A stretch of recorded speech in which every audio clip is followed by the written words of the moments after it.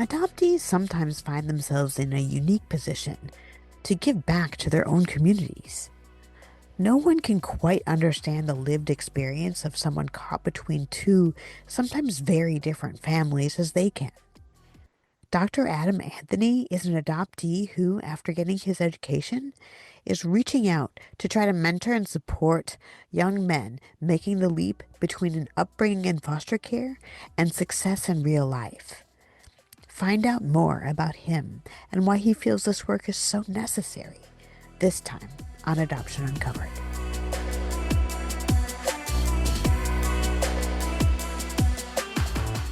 Okay, hello, and if you could just tell us who you are and how you're connected to foster care and adoption.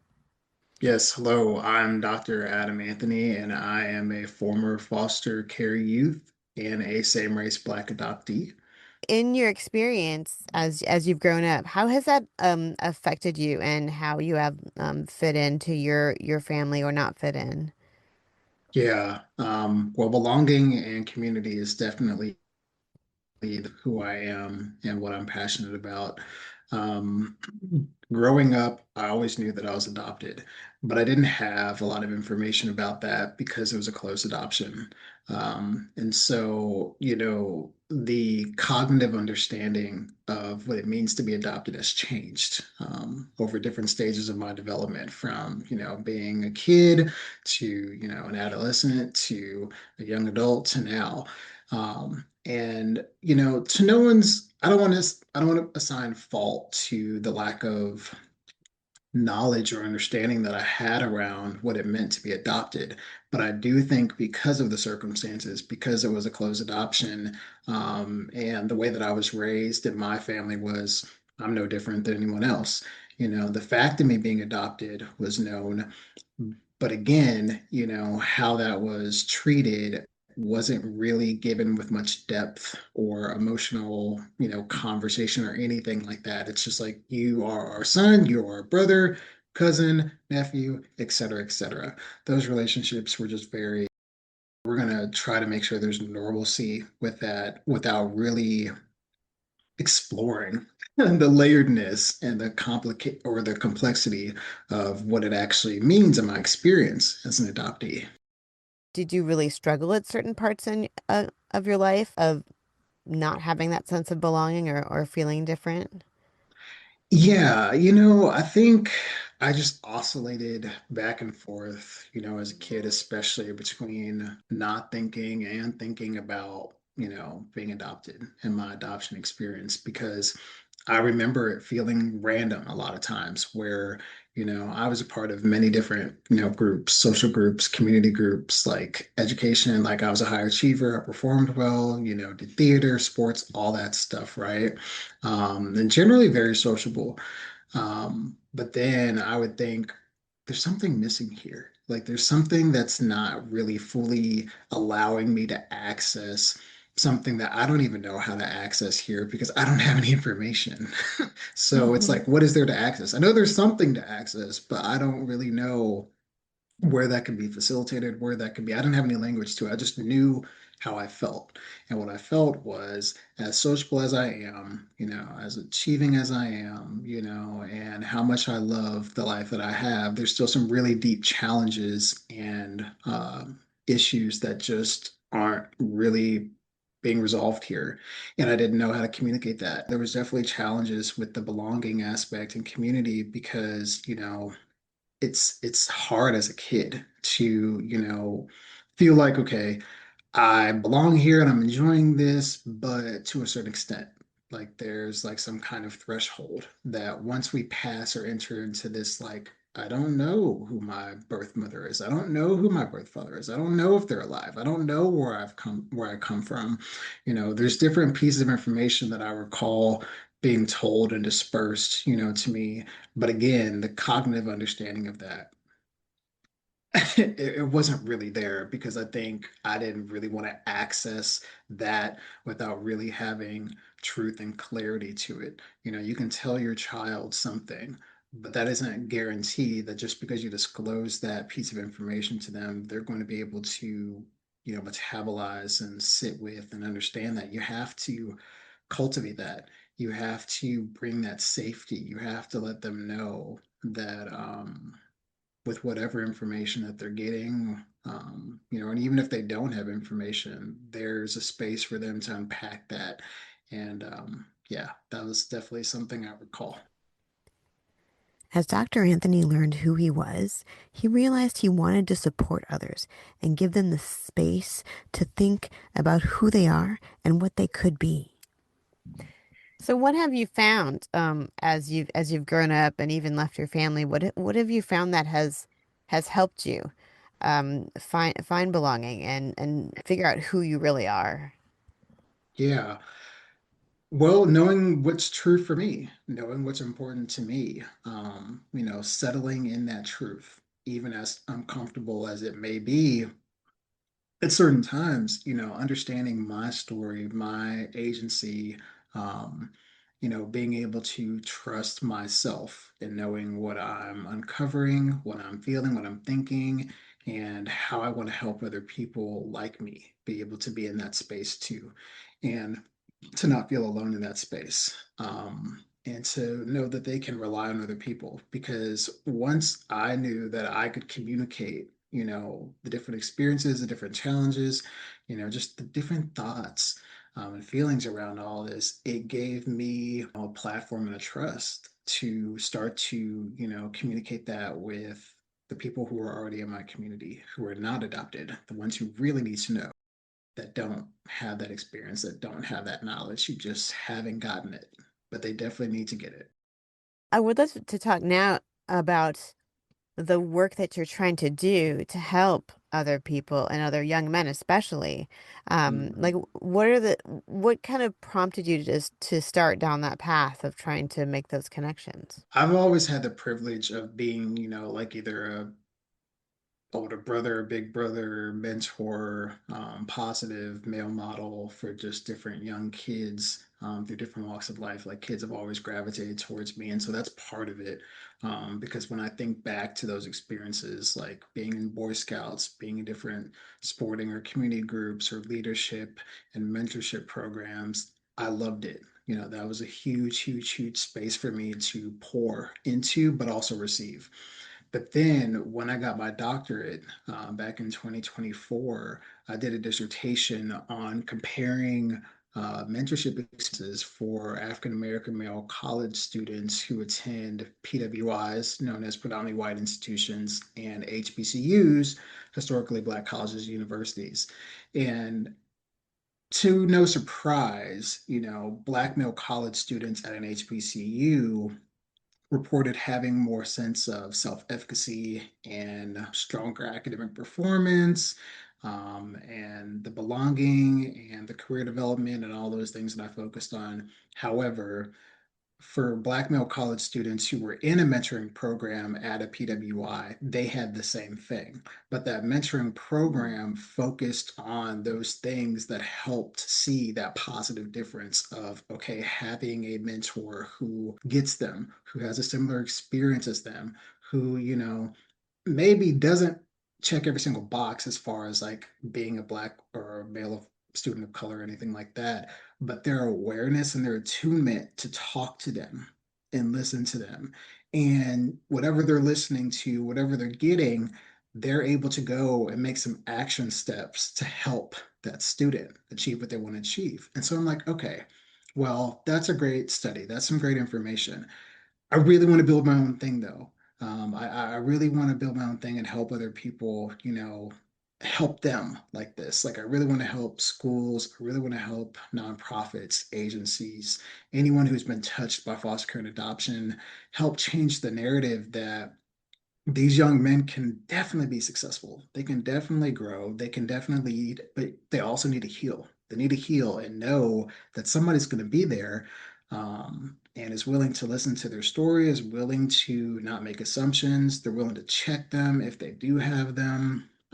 They're willing to just walk alongside them in that journey and try to help them create a different outcome, a better outcome than they may have had before coming into contact with them. And that's important. That's really, really important. Like anyone who I've had the privilege of being mentored by was able to see not just who I am in that moment, but yes, the potential of who I could be, but also the work and the growth that I'm actually doing to get me to that place. It's all part of the recipe for real, true mentorship, in my opinion, because it doesn't mean you have to have the same experience, but you do have to understand that um, listening and appreciating their story and their growth and what efforts that they have can make a big difference. Dr. Anthony doesn't see perfection when mentorship is offered to young men who need it. They still make mistakes and get distracted by flashy things in their everyday life. But he understands how much support has meant in his own life and believes in the difference it can make in the life of other young men. So obviously you feel like you have a real connection with young men in this position, right? Because that's you. Yeah, I And do. I do. yeah. Yeah. So what are you finding? Because it seems like that could easily be a pretty neglected group. Like it sounds like that could be a group of people that maybe people look at them like either they have it all together or they're beyond help or something or some extreme Mhm. like that. So can you Mhm. tell me some of your experience about um working with this group or your understanding of this group? I've had both sides of the coin of, working with some really truly visibly gifted and driven young men who they just need the tool or the space and they can go off and be everything that they want to be. But they do need that consistency of making sure that accountability is there and that, you're still going to be there to check on them without assuming just everything's great, not assuming something's wrong, but pulse and that connection. Then I've also seen, young men who they have the capability, but they don't have the belief. They don't have the belief system. And it's not their fault that they don't have the belief system because a lot of them come from the backgrounds where it's already reduced in terms of what resources and support and what kind of messages are out there telling them that they can and they will and they are all these positive things, especially with anyone who's been impacted by the justice system. They don't want to be there, especially youth, juveniles. Like I've seen time and time again several young men who show up for court or some kind of meeting where all these adults are talking about them and they're making all these decisions, they're giving all these notes, recommendations and assessments, and it's like, okay, sure, that has its place and purpose, but also who's focusing on that young boy, that young man, as far as his mental, emotional, social well-being after all that's discussed, after all that happens? Like I remember just sitting, in several spaces, just like listening and watching and seeing his behavior.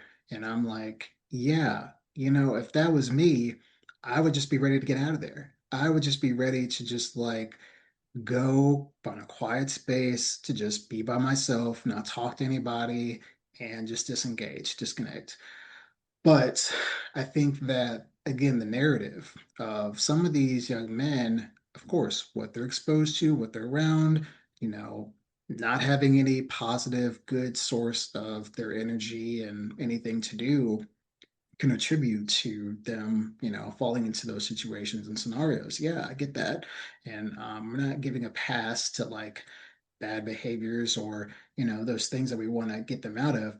But that's not always what's going on. A lot of them are being told this narrative that's reiterating, I don't see that happening for you. I don't know if that's happening for you.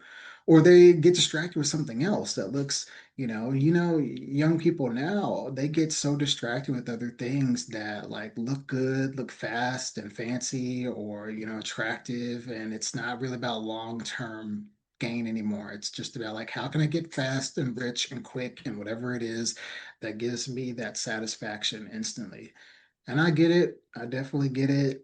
But that's why you have to have someone like me and those who are out there to be that consistent presence who are going to speak up and raise their hand and say, actually, maybe we might want to look at this a little differently in terms of how we're supporting, this young man because the the thing that he did, that's not the definition of who he is. That's an action.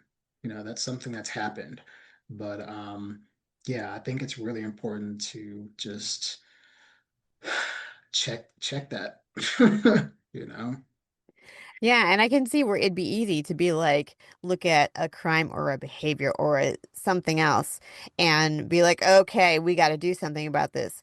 And you're mentioning that there's a lot other stuff there, and it sounds like it's going to take patience and experience and understanding to get.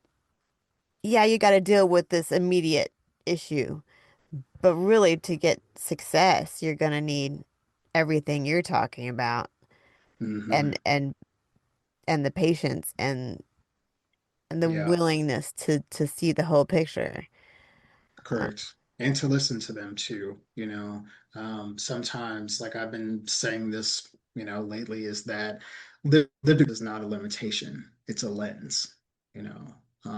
It's something to inform, how we operate, how we function. Like that's kind of going back to what you asked me about, my own experiences.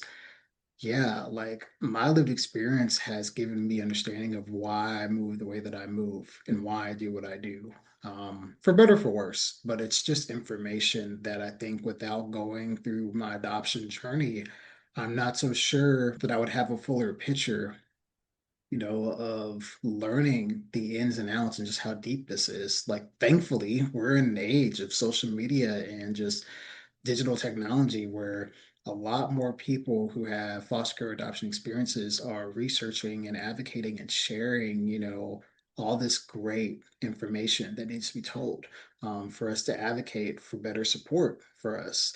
And so I'm very happy to be a part of it. I'm so, so, so grateful to be able to have what I didn't have back then, but hopefully be able to provide that for, future young men like me. yeah, I'd love to hear more about what would you love to see in place for every young man who could benefit from this mentoring. What would it look like? One thing that I've learned about myself is that I love growth. I love progress. I love seeing impact. And so that comes from, story, that comes from testimony, that comes from self-reflection. So I think it would be a huge gift to give to young men, the ability to self-reflect and the ability to, create growth for themselves, see progress in decisions and actions that they're taking, and also trust their story. Trust their story, to help others so they can see, in them what they need to believe in themselves. When you're dealing with young men, and what are some of the things that you do to kind of to open that up, to connect him to that introspection and looking into himself? What are some things you have found useful? Leveling with them is really important.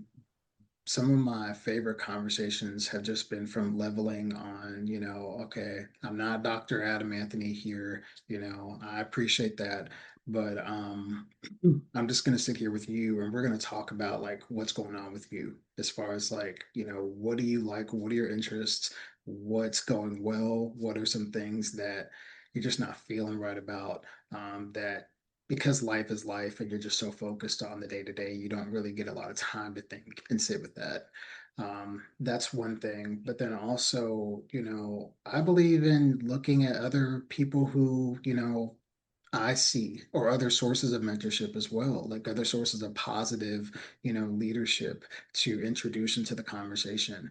Whether it's, especially because I've done a lot of work in education, higher education, working with college students, working with high school students, seeing them see someone else or other things that confirm what I'm telling them helps that click because then they're like, oh, yeah, okay. Like if I do fill out this application and it only takes me, 5 to 10 minutes of my time, I could potentially, get all these dollars to support me in my educational journey and I have to worry about that, work two jobs to, go to class. So It's not really super complicated things always. Sometimes it's just showing, like, the power of making positive actions to help set up a better future, and seeing how someone else has done that and what it's done for them, which is sharing, helps them believe that they can do it too.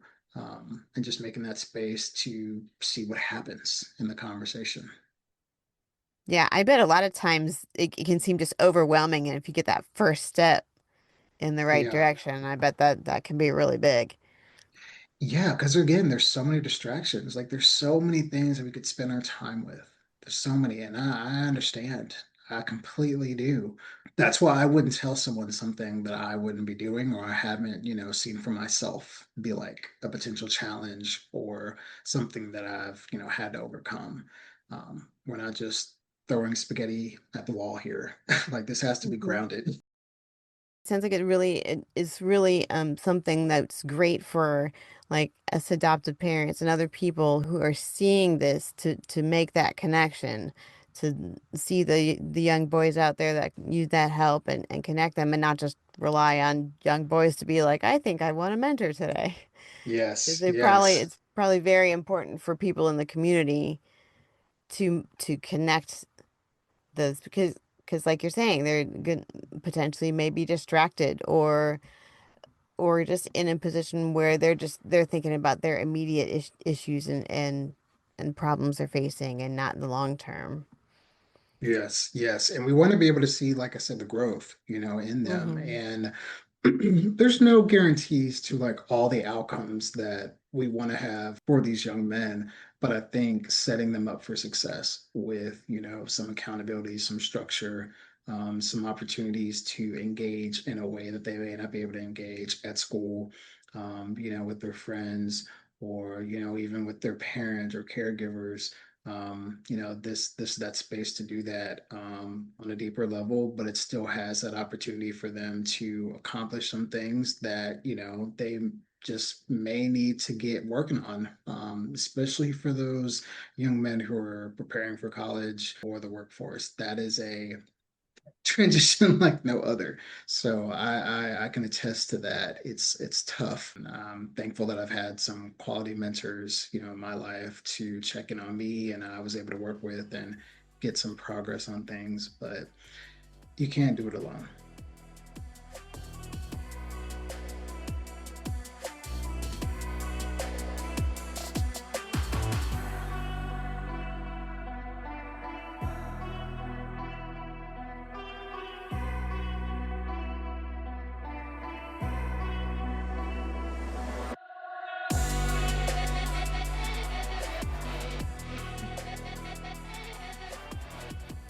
If you would like to learn more about Dr. Adam Anthony's approach to mentoring, you can find links to information about that on my website, adoptionuncovered.com.